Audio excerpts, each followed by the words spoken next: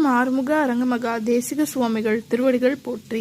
தவ திரு குருநாதர் ஆசியால் அகத்தியர் சன்மார்க்க சங்கம் தூத்துக்குடி கிளை சங்கத்தின் சார்பாக 17/10/2025 தூத்துக்குடி தப்பக்குளம் மாரியம்மன் கோயில் வளாகம் மற்றும் அரசு மருத்துவமனை வளாகத்தில் பசித்தோர் சுமார் 350 நபர்களுக்கு சாம்பார் சாதம் சிறப்பாக வழங்கப்பட்டது.